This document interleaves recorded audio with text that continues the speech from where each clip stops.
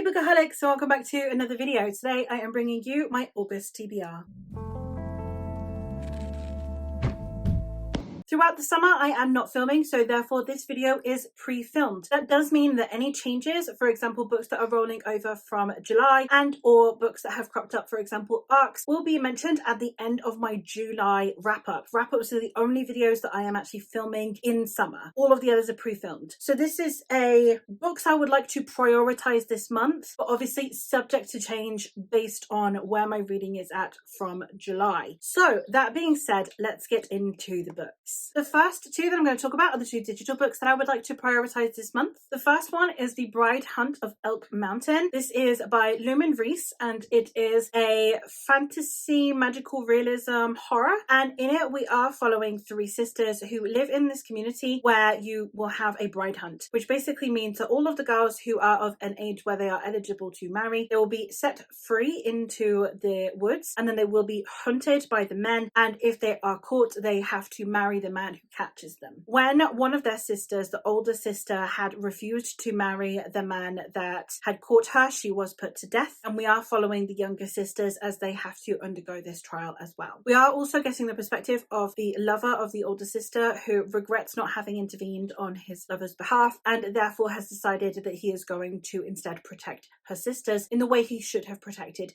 her. I am, again, very excited for this. I love the way that Lumen Reese writes stories. I love the way that she plays with horror / fantasy in a really innovative way. The story seems like it's going to be very traumatic and unsettling, and I am here for it. The next one I have is Of Thieves and Shadows by B.S.H. Garcia, and this is one I have read the prequel novella to, and it is an epic fantasy in a world that is on the brink of war, and we have a reluctant hero archetype, I believe, and then we have, I think, also a more morally corrupt second POV. I don't know a huge amount about it because I liked the novella. I didn't really need to look up the synopsis of this one too much, but I am really excited because I've really enjoyed the writing style of the novella, so I'm hoping to get into that one and get some really epic fantasy vibes from it. Moving into some of my obligation reads, the first one that I have on here is for the read-along hosted by Stephen Arian over on his channel. This read-along is actually going to be every 2 months instead of every month because the books are quite chunky, and that is for the Licanius trilogy by James Islington, the first book being The Shadow of What Was Lost. This is a story in which we have a society where magical wielders used to rule, but then I believe that they were deposed, and now if you have magic you are kind of sent to this place. The people who had magic were killed. People who had been affiliated with the people with magic also had some lesser magic,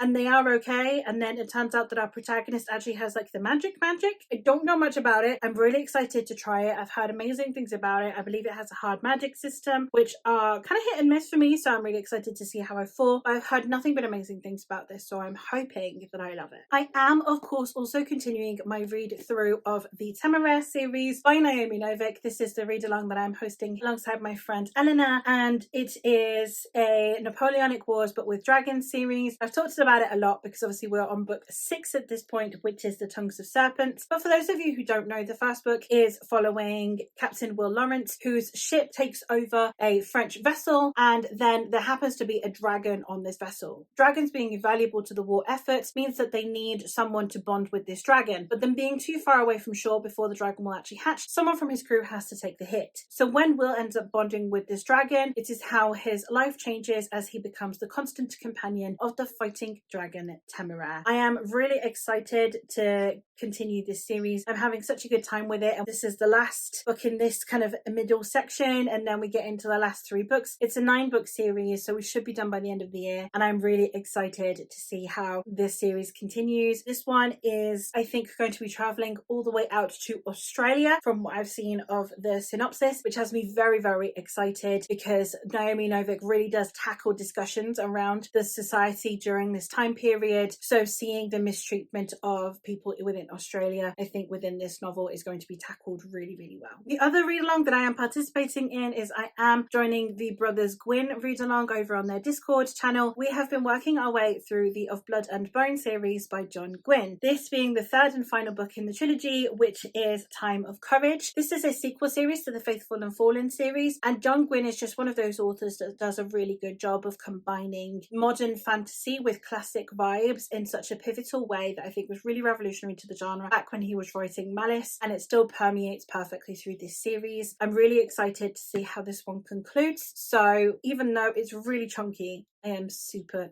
excited to delve into it. I have a couple of standalones that are of interest. These ones are less of an immediate priority and just ones that have caught my eye and I would like to get to. The first one is The Gargoyle by Andrew Davidson. This is a romantasy, I believe, in which we are following a young man who is, I think, dying, and then a young woman walks into the room and bewitches him, and while he is now this monstrous being because of what she did to save his life, it is the love between the two of them, I think. And I am excited to give this one a go. As far as I am aware, this is a retelling of Dante's Inferno, which is one that I am excited to read more books in that style. I know that the Josiah Bancroft ones are like that as well, so I'm excited to see what this author does with that narrative framework. And the other standalone I have on here that is of interest to me is The Invisible Life of Addie LaRue by V.E. Schwab. V.E. Schwab is a hit and miss author for me. I have read several books of hers that I haven't really loved, but I did read The Villain's Duology and really loved that, and it seems like a lot of people who like V.E. Schwab don't necessarily love this one, so it gives me hope, weirdly enough. But I am excited to give this one a go because it is following a young woman who is destined to be married off, and she wants nothing to do with this marriage, so she makes a deal with the devil so that she can escape this terrible future that the universe has planned for her. He grants her wish by making people forget who she is, which means that no one will ever be able to remember her, and it's how she survives centuries with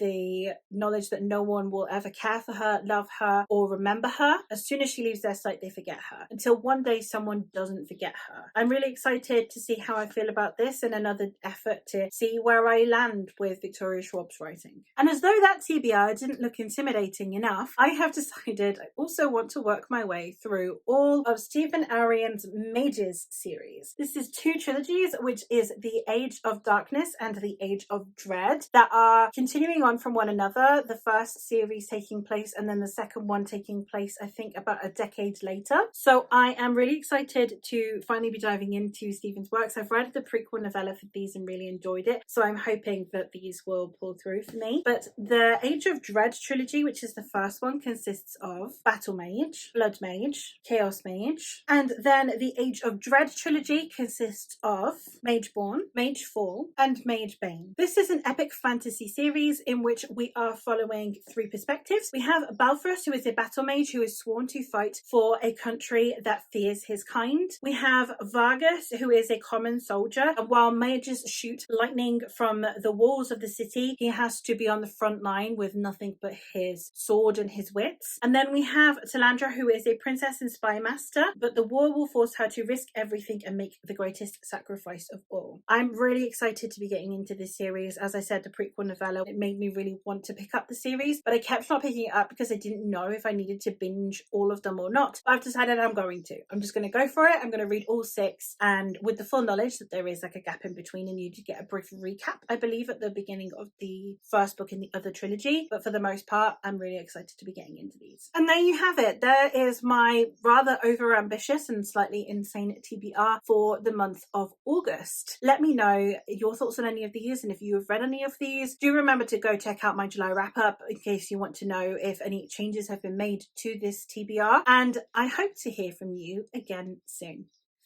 Bye!